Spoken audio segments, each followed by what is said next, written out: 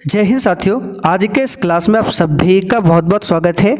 तो साथियों, बिहार पुलिस मध्य निषेध सिपाही और कक्षपाल की भर्ती के लिए आज हम लोग इस किरण पब्लिकेशन के बुक से 45 सिलेक्टेड प्रश्नों को कवर करेंगे।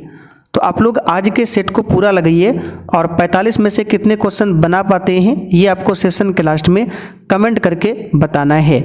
और साथियों, आपका बैच भी स्टार्ट हो चुका है बहुत पहले। जिन्होंने अभी तक ज्वाइन नहीं किया है आप लोग ज्वाइन कर सकते हैं। जो भी क्लास छूटा हुआ है सब कुछ आपको मिल जाएगा। ये व्हाट्सएप नंबर है, इस पर मैसेज करके बता सकते हैं।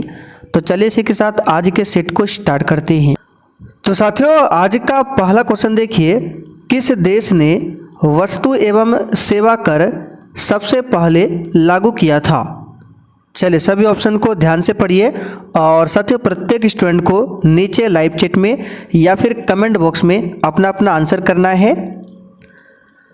तो देखिए, किस देश ने वस्तु एवं सेवा कर, जिसको बोला जाता है जीएसटी, तो जीएसटी लागू करने वाला विश्व का पहला देश है फ्रांस। यहाँ पर फर्स्ट ऑप्शन आपका सही जवाब है। फ्रांस देश ने 1954 में ही जीएसटी को लागू किया था। अच्छा, भारत में जीएसटी कब लागू हुआ था? तो 1 जुलाई 2017 को। कब? 1 जुलाई 2017 को। जीएसटी जो है ये अप्रत्यक्ष कर का उदाहरण है। पूछा जाता है जीएसटी की किस प्रकार का कर है, तो याद रखिएगा ये अप्रत्यक्ष कर का उदाहरण है जीएसटी। तो यहाँ पर आंसर क्या होगा? फ्रांस। चलिए आगे देखिए, पेड़ों की प्रसिद्ध प्रजाति सुंदरी पाई जाती है। साथियों, आपको एक भी क्वेश्चन को छोड़ना नहीं है और जो भी साथी चैनल पर पहली बार आए हैं आप लोग चैनल को सब्सक्राइब कर लीजिए ताकि इस एग्जाम से संबंधित आपका एक भी क्लास छूटे ना। तो पेड़ों की प्रसिद्ध प्रजाति है सुंदरी और ये कहाँ पाई जाती है? तो मैंग्रोव वन में। यहाँ पर चौथा वाला ऑप्शन आपका सही जवाब है, मैंग्रोव वन। चलिए आगे देखिए, निम्नलिखित में से किस स्थान पर वाडियार राजवंश का शासन था? बिल्कुल आपके एग्जाम पैटर्न पर आधारित क्वेश्चन है और साथियों जैसे ही क्लास खत्म हो जाएगा इसका पूरा पीडीएफ आपको मिल जाएगा आंसर के साथ में। हर एक क्वेश्चंस के नीचे यहाँ पर आंसर लिखा हुआ मिलेगा। क्लास का PDF, one liner notes, one liner question bank, special Bihar GK notes, ये सब कुछ आपको बैच में मिलेगा। बैच को किस प्रकार ज्वाइन करना है वो आपको क्लास के लास्ट में बताया जाएगा। फिलहाल ये हमारा व्हाट्सअप नंबर है, इस पर मैसेज करके भी आप लोग पूछ सकते हैं। तो यहाँ पर इसका सही जवाब है, किस स्थान पर वाडियार राजवंश का शासन था? तो मैसूर। पहला वाला ऑप्शन आपका सही जवाब है, मैसूर।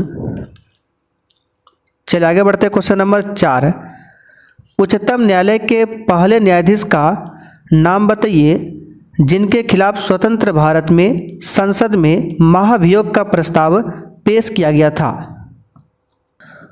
तो यहाँ पर इस क्वेश्चन का आंसर क्या होगा? न्यायमूर्ति रामा स्वामी पहले न्यायाधीश थे जिनके खिलाफ 1991 में उनके निष्कासन की कार्यवाही शुरू की गई थी। ठीक है, तो इसका आंसर क्या होगा? दूसरा वाला ऑप्शन। चलिए आगे बढ़ते हैं, क्वेश्चन नंबर देखिए 5। 1876 में कलकत्ता में डैश द्वारा इंडियन नेशनल एसोसिएशन की स्थापना की गई थी। बताइए, 1876 में कलकत्ता में किसके द्वारा इंडियन नेशनल एसोसिएशन की स्थापना किया गया था? तो यहाँ पर इसका सही जवाब है, आनंद मोहन बोस के द्वारा।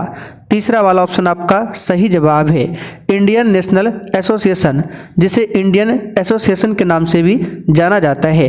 1876 में सुरेंद्र नाथ बनर्जी और आनंद मोहन बोस द्वारा ब्रिटिश भारत में स्थापित ये पहला राष्ट्रवादी संगठन था। तो ऑप्शन में केवल आनंद मोहन बोस दिया हुआ है।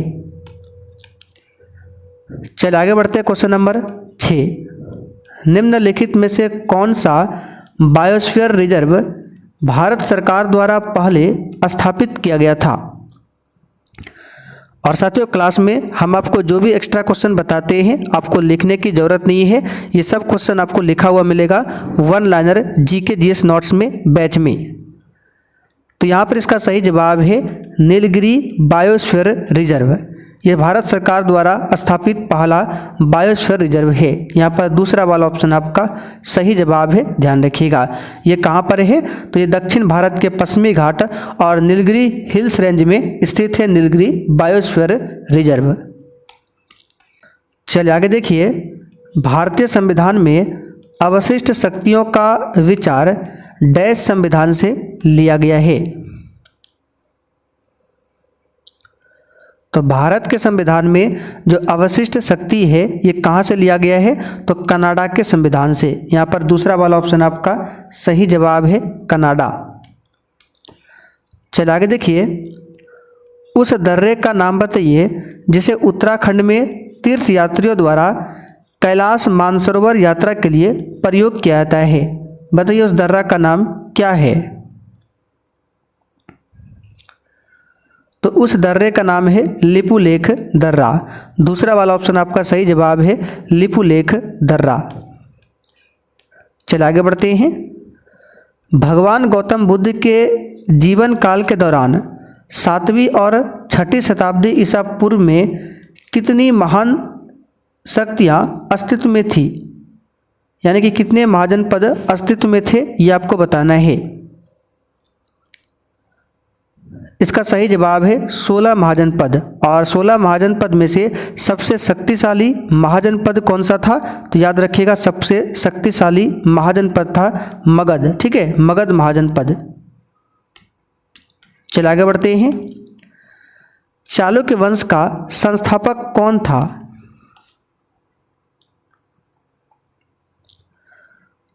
तो साथियों, चालुक्य वंश का संस्थापक हो जाएगा पुलकेशिन प्रथम। चौथा वाला ऑप्शन यहाँ पर आपका सही जवाब है, पुलकेशिन प्रथम। चलिए आगे बढ़ते हैं। भारत के संविधान का निम्नलिखित में से कौन सा अनुच्छेद समान नागरिक संहिता से संबंधित है? और देखिए, आज हम किसी भी प्रश्न का ज़्यादा डिस्कस नहीं कर रहे हैं, इसलिए आप लोग भी फटाफट से आंसर लगाते चलिए। तो कौन सा आर्टिकल समान नागरिक संहिता से संबंधित है? तो इसका सही जवाब है अनुच्छेद 44। ठीक है, अनुच्छेद 44। आगे बढ़ते हैं। निम्न में से उस राज्य का नाम बताइए जो चंद्रगुप्त प्रथम को लिच्छवियों से दहेज में मिला था। बहुत ही शानदार क्वेश्चन है, बिल्कुल आपके एग्जाम पैटर्न पर आधारित है। तो चंद्रगुप्त प्रथम की बात करें तो गुप्त वंश का एक राजा था जो 320 ईस्वी में मगध की गद्दी पर बैठा था और इसने लिच्छवी वंश की राजकुमारी कुमार देवी से शादी की और पाटलिपुत्र उसे दहेज में मिला था। क्या मिला था? पाटलिपुत्र। यहाँ पर दूसरा वाला ऑप्शन आपका सही आंसर है।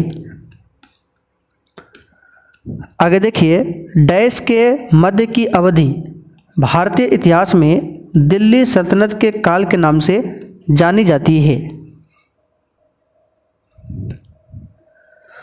तो साथियों, दिल्ली सल्तनत की शुरुआत गुलाम वंश से होती है। गुलाम वंश की स्थापना 1206 में कुतुबुद्दीन ऐबक के द्वारा किया गया था और दिल्ली सल्तनत का आखिरी वंश होता है लोधी वंश।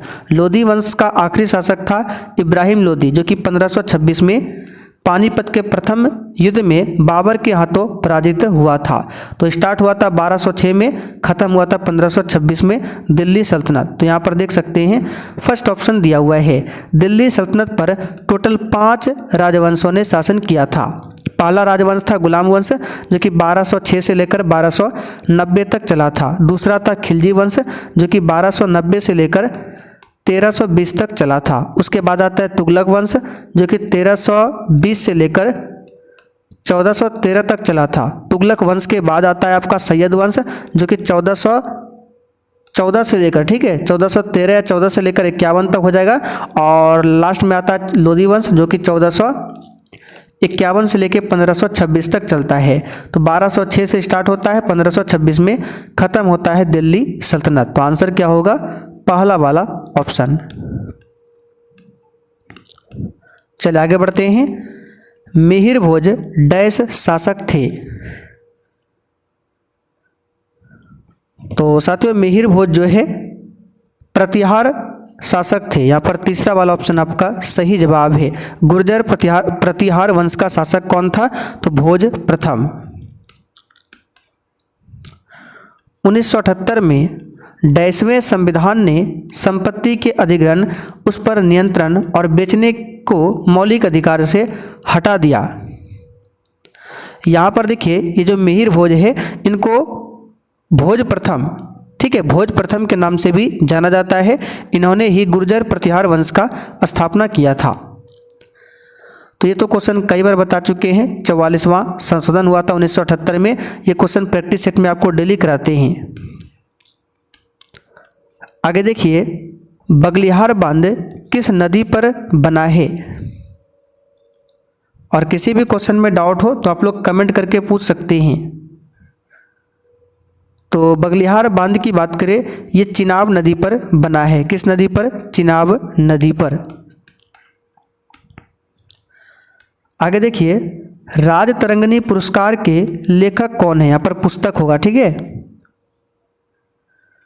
बताइए, राजतरंगिणी पुस्तक के लेखक कौन है? तो याद रखिए कलहन। कौन है?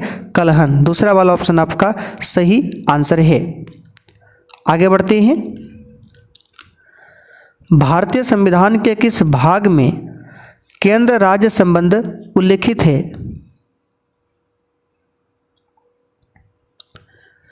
तो किस भाग में है? तो केंद्र राज्य संबंधित जो उल्लेख किया गया है भाग 11 में, ठीक है। अनुच्छेद 245 से लेकर 255। यहाँ पर दूसरा वाला ऑप्शन आपका राइट है, ध्यान रखिएगा। भारत के किसी राज्य की प्रथम महिला मुख्य न्यायाधीश कौन थी?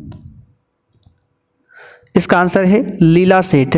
लीला सेठ जो है दिल्ली उच्च न्यायालय में पहली महिला न्यायाधीश थी। यहाँ पर दूसरा वाला ऑप्शन आपका सही जवाब है, लीला सेठ।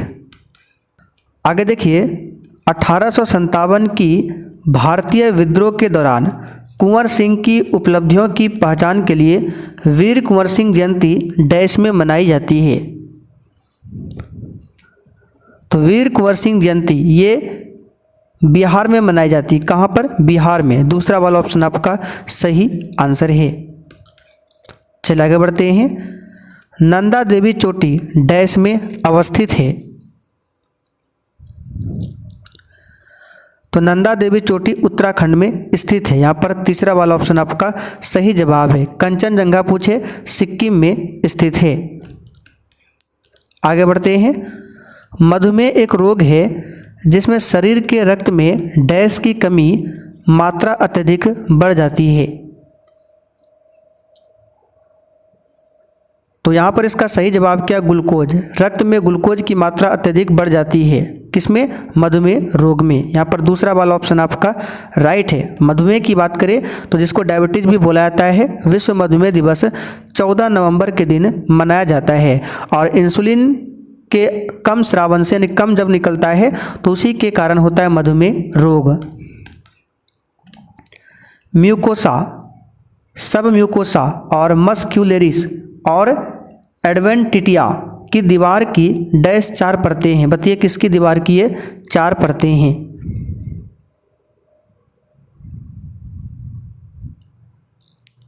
तो यहाँ पर इस क्वेश्चन का आंसर क्या होगा 23 के लिए? तो इसका सही जवाब है जठरांत्र, ठीक है। दीवार की जठरांत्र की 4 परतें हैं, म्यूकोसा, सब म्यूकोसा, मस्क्यूलेरिस और एडवेंटिटिया। आगे देखिए, निम्नलिखित में से कौन सा जीव अपने शिकार को पकड़ने के लिए अल्ट्रासोनिक ध्वनि का उपयोग करता है? बताइए कौन सा जीव अपने शिकार को पकड़ने के लिए अल्ट्रासोनिक ध्वनि का उपयोग करता है? तो यह है चमगादड़। यहाँ पर फर्स्ट ऑप्शन आपका सही जवाब है, चमगादड़। आगे देखिए, डैश को भारतीय पक्षी विज्ञान के जनक के रूप में जाना जाता है। ये सब क्वेश्चन इंपॉर्टेंट एग्जाम के लिए स्टार मार्क कर लीजिए। तो किसको भारतीय पक्षी विज्ञान के जनक के रूप में जाना जाता है? तो एलन ऑक्टेवियन ह्यूम को। यहाँ पर दूसरा ऑप्शन आपका राइट हो जाएगा। बाद में भारतीय सिविल सेवा के सदस्य थे जो एक राजनीतिक सुधारक, पक्षी वैज्ञानिक और वनस्पति शास्त्र थे। यहाँ पर आंसर होगा दूसरा वाला ऑप्शन। आगे देखते हैं, 25 डिग्री सेल्सियस पर शुद्ध पानी का पीएच मान कितना होता है? तो 25 डिग्री सेल्सियस पर शुद्ध पानी का पीएच मान 7 होता है। कितना होता है? 7। निम्नलिखित में से कौन डायऑप्टर से जुड़ा है? तो यहाँ पर इसका सही जवाब है ऑप्थेल्मोलॉजी। ठीक है, ऑप्थेल्मोलॉजी जो है डायऑप्टर से जुड़ा है, नेत्र विज्ञान है। यहाँ पर दूसरा ऑप्शन आपका राइट है, नेत्र विज्ञान से ये संबंधित है। मानव शरीर में डैश जोड़े गुणसूत्र होते हैं? तो बिल्कुल बच्चों वाला क्वेश्चन है, 23 जोड़ा होता है, संख्या में 46। आगे देखिए, रेडियम की खोज किसने किया था? सिंपल सा क्वेश्चन है, पियरे एवं मैरी क्यूरी। यहाँ पर तीसरा ऑप्शन आपका सही जवाब है, पियरे एवं मैरी क्यूरी। निम्नलिखित में से किसमें ओडोमीटर लगा होता है? तो ओडोमीटर जो है कार में लगा होता है। ठीक है, कार में लगा होता है। ओडोमीटर एक उपकरण है जिसका उपयोग किसी वाहन द्वारा यात्रा की गई दूरी को मापने के लिए किया जाता है। ओम के नियम के अनुसार बताइए क्या होता है? तो इसको डायरेक्ट याद रखिए, विद्युत धारा I बराबर क्या होता है? V/R, वोल्टेज बटे प्रतिरोध। ठीक है, तो यहाँ पर फर्स्ट ऑप्शन आपका सही जवाब है, यानी कि V बराबर IR, ये ओम का नियम है। आगे देखिए, जड़ता डैश किसका अनुपातिक है? यानी जड़ता जो है किसका अनुपातिक है? तो इसका सही जवाब हो जाएगा द्रव्यमान का। फर्स्ट ऑप्शन आपका सही जवाब है, किसका है? द्रव्यमान का। आगे बढ़ते हैं, निम्नलिखित में से कौन सा मानव अंग क्षतिग्रस्त होने के बाद फिर से विकसित हो सकता है? तो इसको याद कर लीजिए, यह है यकृत, जिसको लीवर या फिर जिगर भी बोला जाता है। ये क्षतिग्रस्त होने के बाद फिर से विकसित हो सकता है। यहाँ पर दूसरा ऑप्शन आपका राइट है। लीवर जो है, यकृत जो है मानव शरीर की सबसे बड़ी ग्रंथि है। यहीं से निकलता है पित्त रस, और कहाँ पर जाकर जमा होता है? पित्ताशय में। चलिए आगे बढ़ते हैं। डैश मालुस पमिला के वृक्ष का वानस्पतिक नाम है? यानी किसका वानस्पतिक नाम है? बताइए। मालुस पमिला। तो इस क्वेश्चन का आंसर होगा सेब। सेब का वानस्पतिक नाम है मालुस पमिला। इस टाइप के क्वेश्चन भी एग्जाम में आता है, ध्यान रखिएगा। आगे देखिए, डैश बोस्ट्रम्यूटस वैज्ञानिक नाम है? बताइए किसका? एक बार एग्जाम में पूछा गया था मोर का वैज्ञानिक नाम, तो याद रखिएगा पावो क्रिस्टेटस, ये मोर का वैज्ञानिक नाम है। फिलहाल यहाँ पर इस क्वेश्चन का आंसर क्या होगा? तो जंगली याक का वैज्ञानिक नाम है बोस्ट्रम्यूटस। चलिए आगे बढ़ते हैं। शरीर में डैश की अधिक मात्रा गठिया का कारण बन जाती है, यानी गठिया का कारण बन जाती है? बताइए किसकी अधिक मात्रा? तो इसका सही जवाब है यूरिक अम्ल की अधिक मात्रा। आगे देखिए, प्राकृतिक मोती में 80% से अधिक डैश है? आंसर है कैल्शियम कार्बोनेट। इसका फॉर्मूला होता है CaCO3, कैल्शियम कार्बोनेट। आगे देखिए, निम्नलिखित में से कौन सा फूल डायंथियस के वानस्पतिक नाम से जाना जाता है? बोलिए कौन सा फूल है जो डायंथियस के वानस्पतिक नाम से जाना जाता है? तो यहाँ पर इस क्वेश्चन का आंसर क्या होगा 39 के लिए? इसका आंसर हो जाएगा गुलनार। दूसरा ऑप्शन आपका राइट है, गुलनार।